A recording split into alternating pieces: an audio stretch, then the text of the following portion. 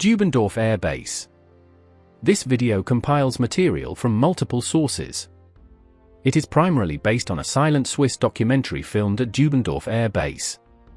The English text overlays are often direct translations, the closed captions are computer-generated, and the narration is an AI-produced summary drawn from historical documents.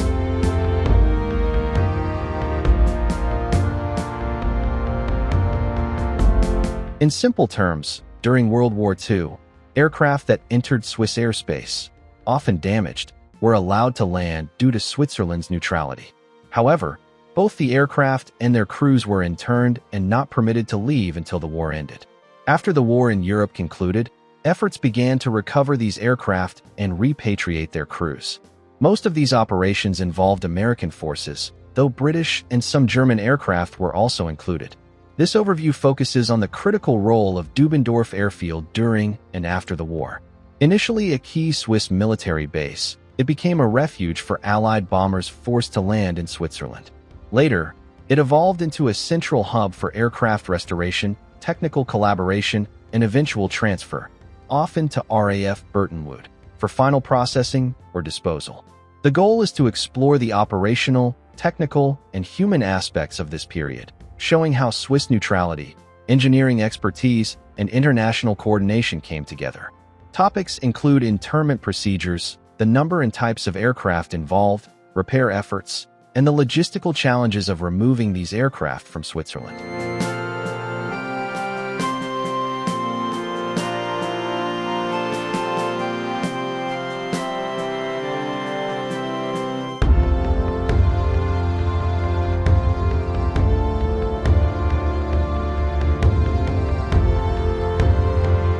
Deceptively calm and tranquil skies over Switzerland during World War II.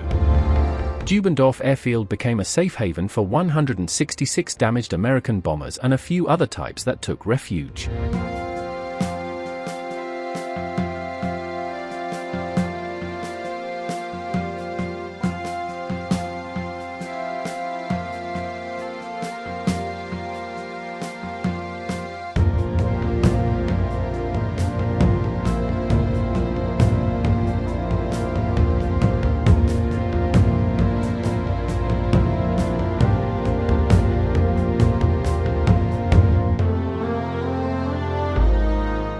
Dübendorf's importance stemmed from its central location and strong infrastructure, making it ideal for handling foreign aircraft entering Swiss airspace.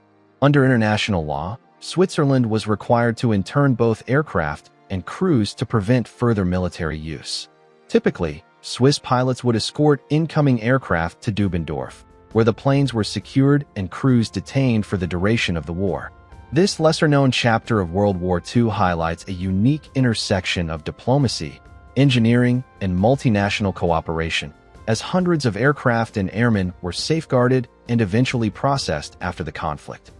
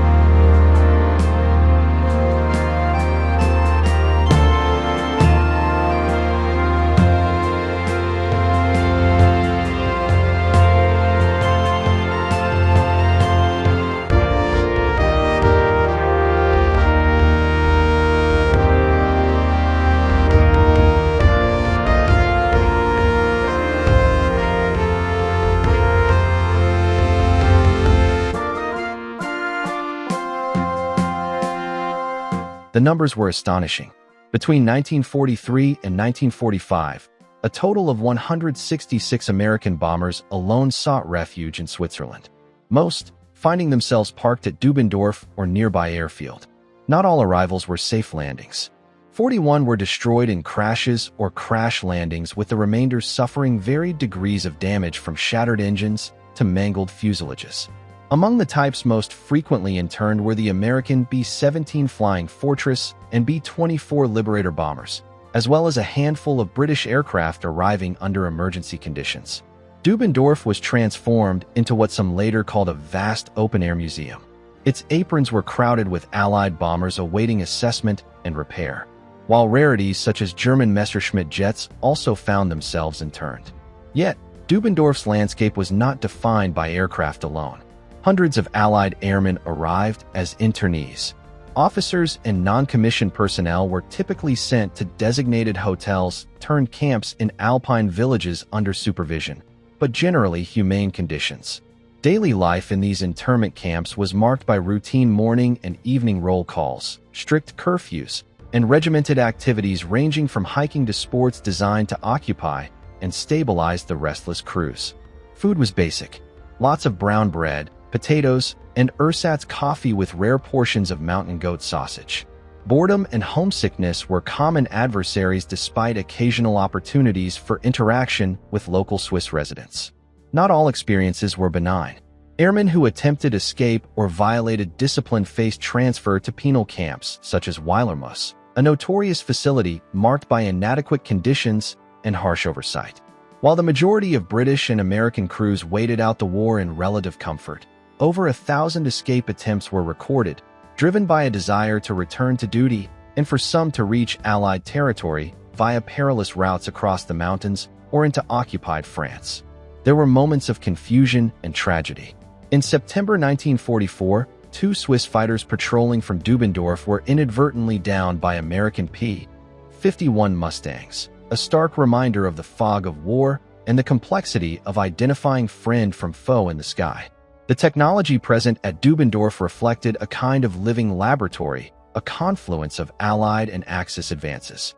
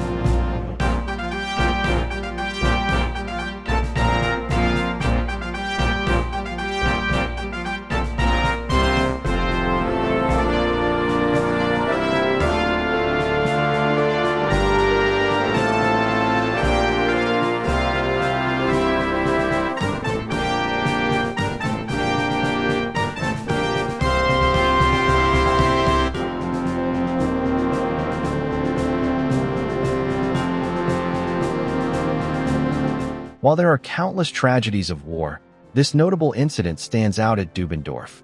In August 1945, shortly after the arrival of an American staging detachment, bringing in tools and specialists, a C-87 Liberator crashed into a nearby forest after a failed landing attempt, resulting in 4 fatalities and sharply underscoring the risks inherent in these activities.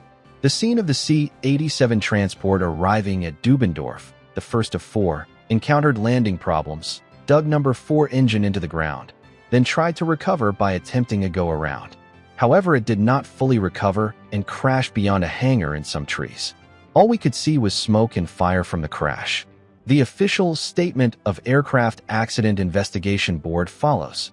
Approach with slightly more than normal speed and a trifle too high. It was generally agreed that the more than normal speed and the initial touchdown, approximately 100 yards too far beyond the landing marker, was not excessive for a successful landing. The aircraft bounced through the air, and as it descended again, full throttles were applied. At this point, the landing gear was retracted, with the result that when the aircraft settled down, the number 4 propeller hit into the ground. The blades were bent. The number 4 engine, probably partially broken from mounting, caught fire. The damage was unnoticed until it was impossible to do other than continue the effort to place the airplane in flight. Flight was extremely hazardous as it was necessary to gain altitude on 3 engines. Insufficient speed was maintained, causing the aircraft to mush into the trees. 4 persons perished, 2 survived.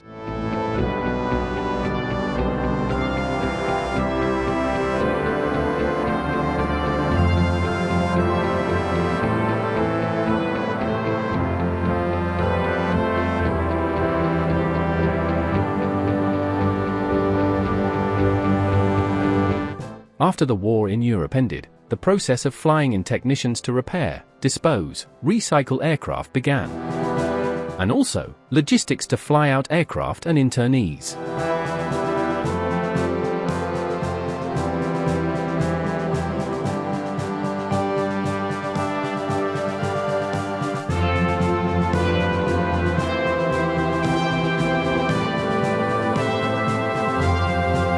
As the conflict drew to a close, priorities shifted further.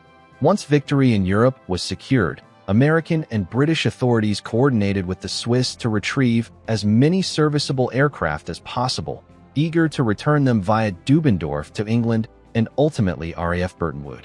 The physical relocation of these bombers was both a logistical marathon and in many ways the closing chapter for the airfield's extraordinary wartime responsibilities. The process often involved multiple staging points: Dübendorf to Munich or Paris for refueling, then on to England. Each segment presented its own hazards: unpredictable weather, technical failures, or mechanical gremlins lingering from battle-damaged structure. Not every journey ended successfully. The B-24 Bell Ringer, for instance, was lost in a forced landing near Paris, highlighting ever-present dangers even in victory's aftermath. In total, 41 liberators managed to leave Switzerland by air, of which the vast majority reached RAF Burtonwood intact before dismantling or scrapping. What of those aircraft considered beyond repair? Dübendorf lacked the space or resources to indefinitely store them. So many were cannibalized for spare parts, then broken up on site. Their remains stored in hangars or shipped for scrap. Meanwhile, the return of airmen was carefully regulated. Upon peace, those interned in Switzerland were repatriated, their experiences contributing stories of adventure, monotony, and sometimes hardship to the broader tapestry of Allied war history. The comparative fate of Axis aircraft is notable, too. German planes like the advanced Messerschmitt 262 were similarly assessed and stored, though fewer were returned. Instead, their capture allowed Swiss engineers to glean insights into jet technology at a pivotal moment in aviation progress. These maintenance operations were no small feat. A 5-member American delegation, for example, arrived specifically to train Swiss specialists on advanced aircraft repair, ensuring engines, instrumentation, and radio systems were restored to operational status. What made these efforts remarkable was the fusion of Swiss precision engineering and Allied logistical know-how. Local personnel alongside more than 120 American soldiers worked intensively to bring battered bombers back to life. On average, each plane required roughly 200 hours of repair. Activities ranged from swapping out entire engines. 19 B-17s and 25 B-24s underwent engine replacements using salvage parts to fine-tuning critical avionics. The technical scope was immense. Minor repairs, nose wheels, landing gear issues, and electrical faults were almost universal.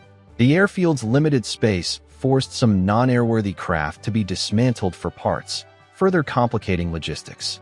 During these intense periods, Dübendorf's runways frequently hosted a mix of ongoing repair work and complex flight operations, often under extremely challenging circumstances.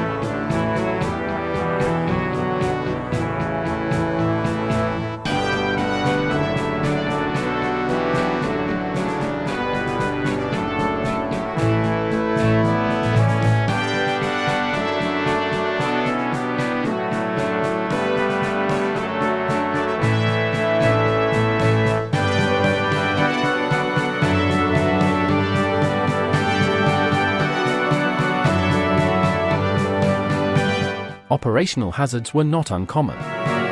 The grass runways, considered short by American standards, often proved treacherous.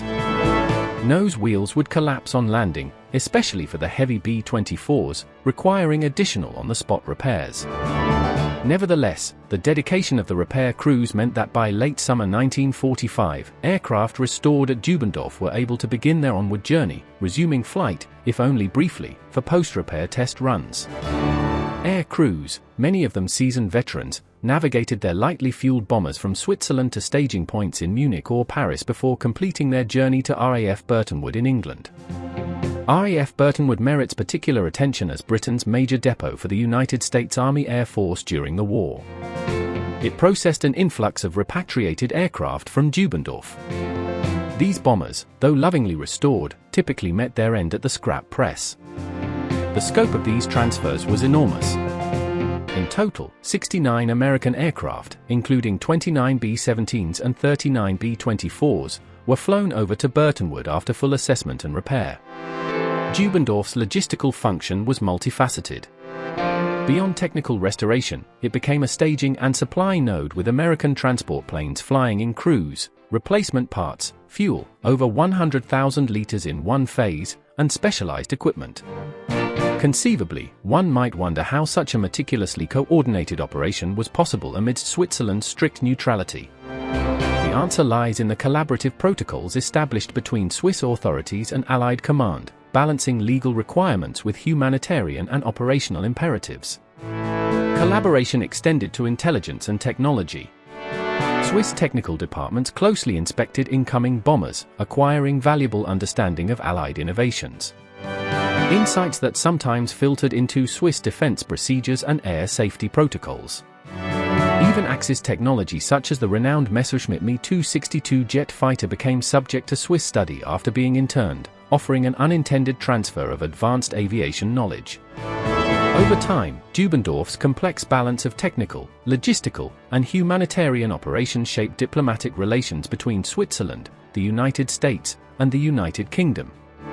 Sometimes producing friction, but more often characterized by practical compromise. Throughout late 1945, restoration and repatriation activities at Dübendorf peaked. With each passing week, as many as 8 bombers were prepared for flight and cleared for their route to RAF Burtonwood. These departures involved careful logistical choreography.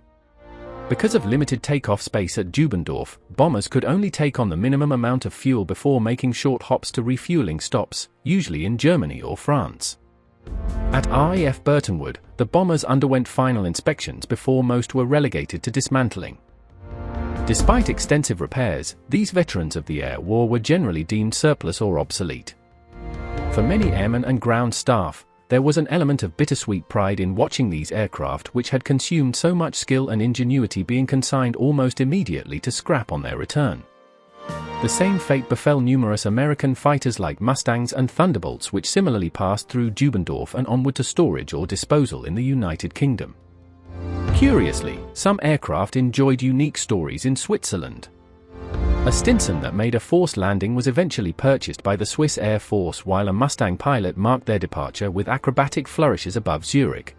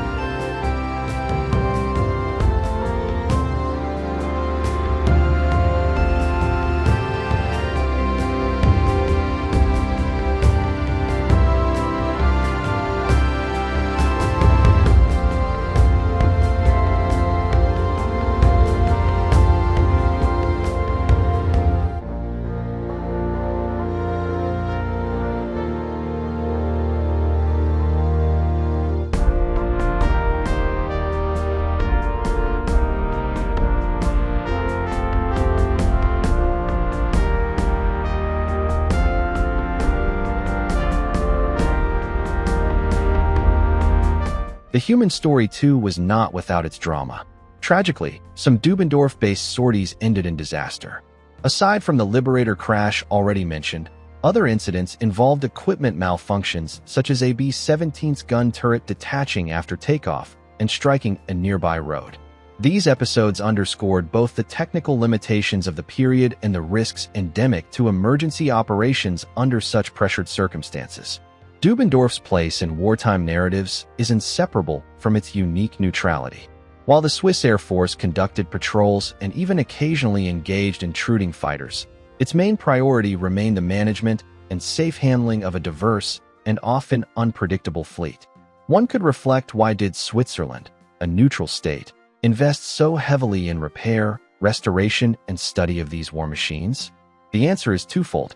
Firstly, obligations under international law, and secondly, the profound practical value of mastering rapidly evolving aviation technologies. For the Allies, particularly the United States and Britain, Dübendorf was critical in managing the logistical after-effects of strategic bombing campaigns. It offered a means of rescue for stranded crews and served as a practical bridge between the theaters of war and the industrial depots in England. The airfield epitomized how necessity, labor cooperation, and legal frameworks could intersect to create a uniquely effective wartime solution. In considering the overall legacy, it is important to note that while hundreds of aircraft met their end following their passage through Dübendorf and RAF Burtonwood, not all was consigned to oblivion. Today, the site of Dübendorf Airfield hosts the Air Force Center and Museum, preserving over 40 historic aircraft, including some that spent time there as internees, offering a tangible record for future generations. The story of Dübendorf also lives on in the records of international diplomacy. The U.S. government's delayed recognition of interned airmen as prisoners of war, for example, underscores how complex and fraught these episodes could be, even long after the guns had fallen silent. In this way, Dübendorf stands as a testament to the ingenuity, resilience, and pragmatism required to navigate the uncertainties of global conflict under the constraints of neutrality. One remarkable element of Dübendorf's wartime experience was the dynamic nature of its operations. At times, it was simultaneously an air base, a repair shop, a neutral safe haven, a holding pin, and a diplomatic flashpoint. Swiss Air, a civilian company, also contributed skilled technicians, lending further depth to the technical know-how on display and emphasizing the breadth of collaboration characterizing operations at Dübendorf. From a technical standpoint, Dübendorf can be considered a rare, unplanned experiment in multinational fleet maintenance under crisis. For the Allied military, and especially those stationed at RAF Burtonwood, the continual arrival of Swiss-repaired bombers was a tangible sign of the broader logistics machine underpinning the war effort.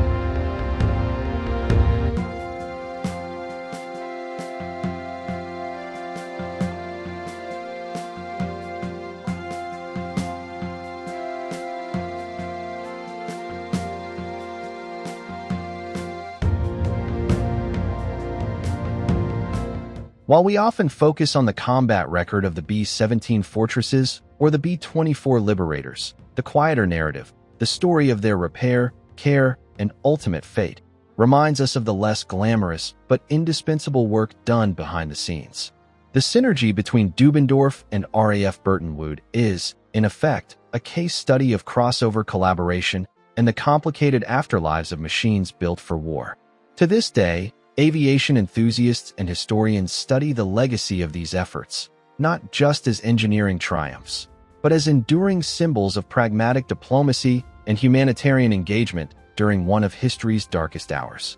In summary, Dübendorf Airfield functioned as a unique nexus for British and American bombers during and after World War II, interning, restoring, and enabling repatriation of a diverse armada through extraordinary technical and diplomatic effort. The enduring partnership with RAF Burtonwood showcased the broader scale of Allied logistics.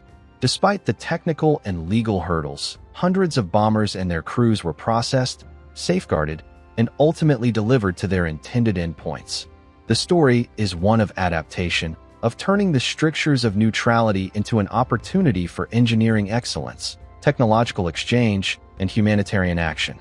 Hundreds of aircraft may have ended their service at the scrap press, but the operational achievements at Dübendorf and Burtonwood resonate to this day, shaping aviation procedures and international protocols. Thank you for joining this in-depth overview of Dübendorf's World War II legacy, RAF Burtonwood's role, and the long recovery arc of British and American aircraft. These events serve as a lasting reminder of how technical ingenuity, logistical precision, and international cooperation can converge in even the most turbulent times.